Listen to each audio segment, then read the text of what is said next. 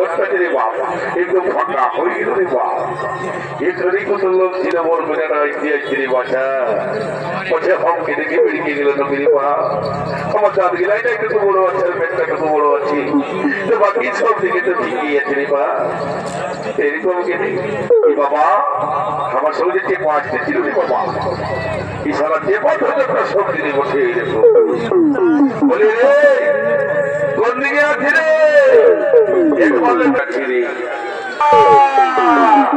কোন দিকে গেলি রে দেখ শালার কাজ কথা এই শালাকে যদি এইদিকে ডাকি তো ওইদিকে যাবে বলে কোন দিকে গেলি রে তুই দিন কাটাবো দিনে রাত কাটাবে দেখতে পাচ্ছিস তো নাই যে আমি কোন দিকে ডাকছি আর ওইদিকে যাইনি বলছি ওইদিকে আছে রে বলি কে পারে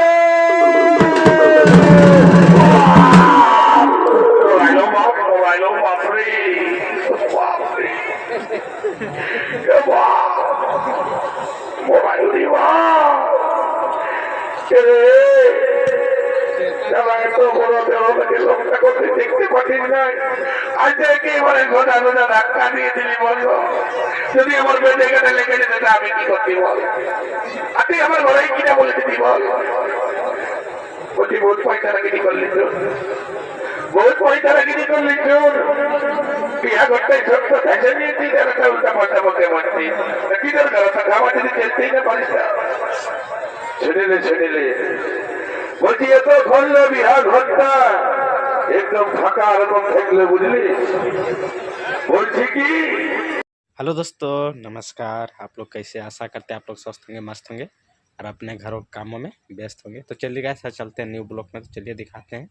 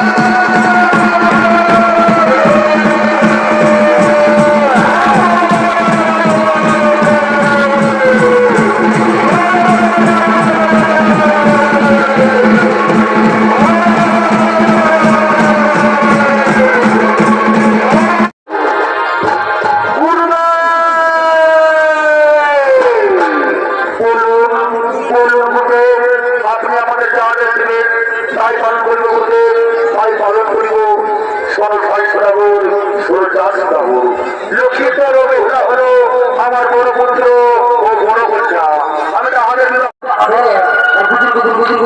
হাস্য দেবো যাবো বাবা তুই আমার বলে কথা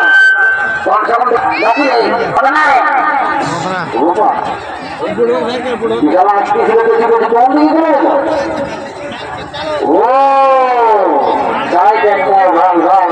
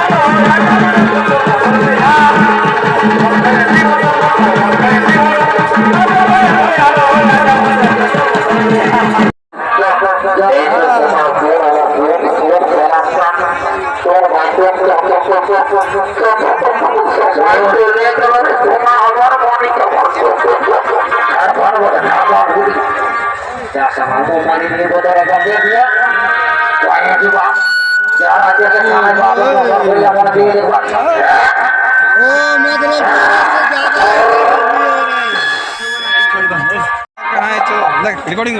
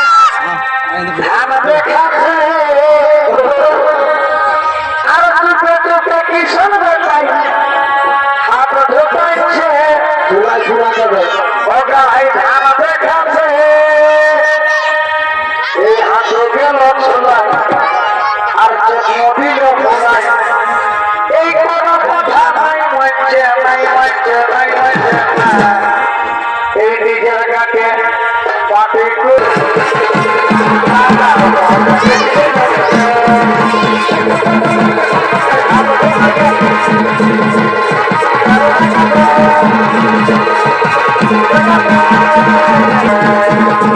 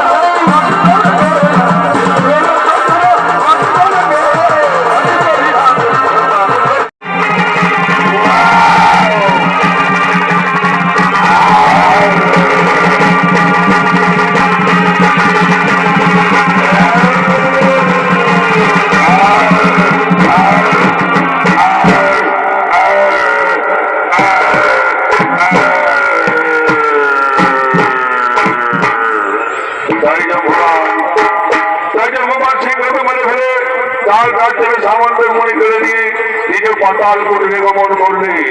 আর ওদিকে সত্যজিৎ রাজা তার ভাইয়ের খোঁজ নেওয়ার জন্য জঙ্গলের দিকে ছুটে চলেছে।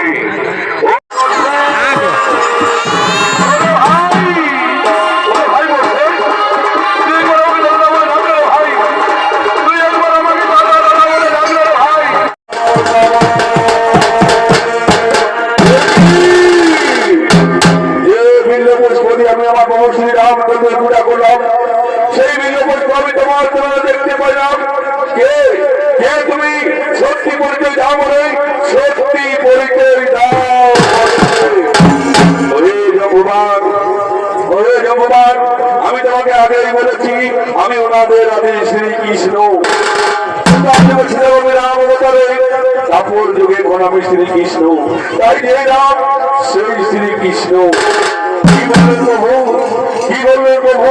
যে নাম সেই শ্রীকৃষ্ণ।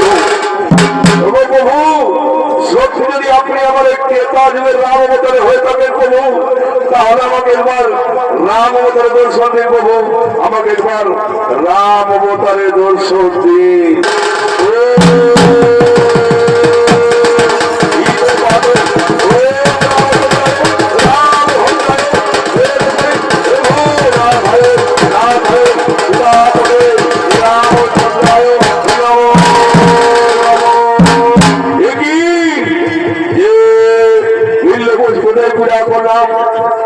প্রভু আপনি, একই প্রভু আপনি, আমি না জেনে শুনে আপনাকে কত কথা বলেছি প্রভু, আপনি আমাকে ক্ষমা করে দিন প্রভু, আপনি আমাকে ক্ষমা করে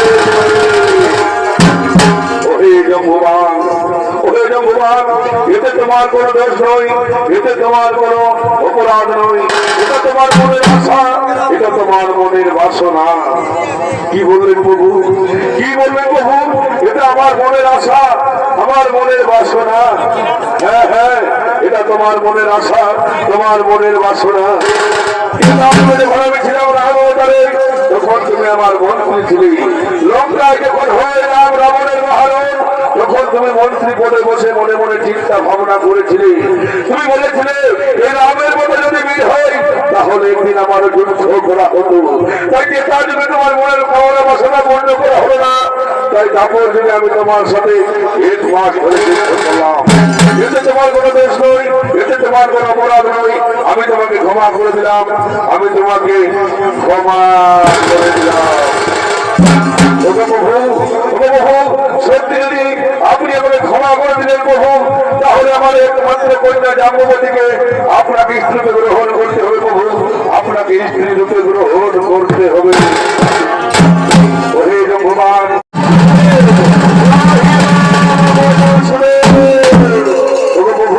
আপনি আমাকে ক্ষমা করে দিন প্রভু, আপনি আমাকে ক্ষমা করে দিন।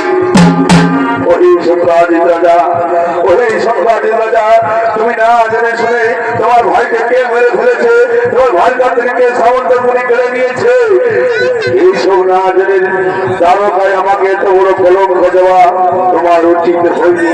আমি তোমাকে ক্ষমা করতে পারবো না, আমি তোমাকে ক্ষমা করতে পারবো না। আপনি আমাকে ক্ষমা করে দিন প্রভু, আমি না জেনে শুনে আপনাকে অনেক কটু কথা বলেছি প্রভু, আপনি আমাকে ক্ষমা করে দিন। ওরে সম্রাজিত রাজা, ওরে সম্রাজিত রাজা, আমি তোমাকে ক্ষমা করে দিলাম, আমি তোমাকে ক্ষমা করে দিলাম। প্রভু সত্যি যদি আপনি আমাকে ক্ষমা করে দিলেন প্রভু, তাহলে আমার একমাত্র পরিবার সত্য আমাকে আপনাকে স্ত্রী গ্রহণ করতে হবে প্রভু, আপনাকে স্ত্রী রূপে গ্রহণ করতে হবে। সম্রাজিত রাজা, আমি তোমার একমাত্র কন্যা সত্যভামাকে স্ত্রী গ্রহণ করবো, তো এখানে নয়, দ্বারকায় গিয়ে তোমার একমাত্র কন্যা সত্যভামাকে আমি স্ত্রী গ্রহণ করবো, আমি স্ত্রী রূপে গ্রহণ করবো।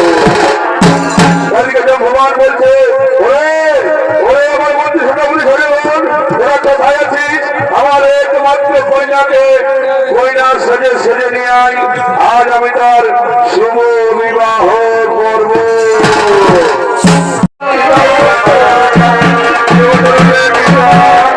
তুমি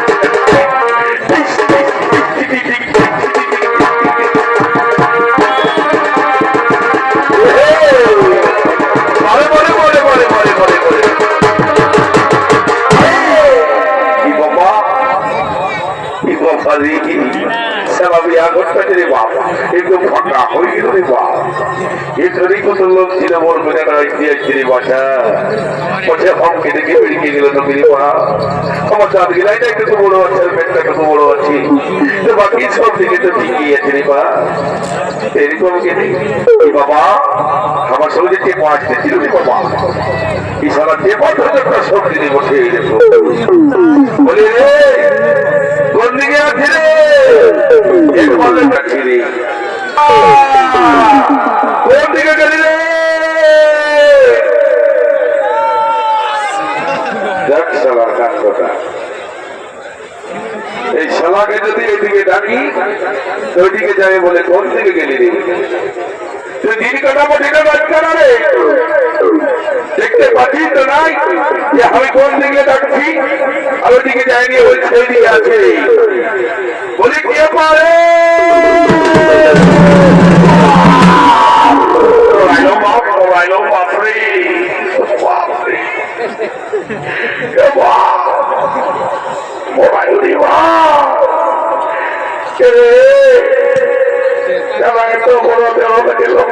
দেখতে পাঠিস না আজ একেবারে ঘোটা ঘোটা ধাক্কা দিয়ে দিলি বললো যদি আমার বেঁধে গেলে লেগে যেতে আমি কি করতে বল আর তুই আমার ঘরে কিনা বলে দিবি বল বলছি বহুত পয়সারাগিরি করলি তো বহুত পয়সারাগিরি করলি তো বিয়া করতে ছোট্ট ফেসে নিয়েছি একটা উল্টা পয়সা বলতে বলছি কি দরকার ওটা খাওয়া যদি খেলতেই না পারিস না ছেড়ে বলছি এত ঘরলো বিহার ঘরটা একদম ফাঁকা রকম থাকলে বুঝলি বলছি কি তারপরে যাবো বুড়িটার কাছে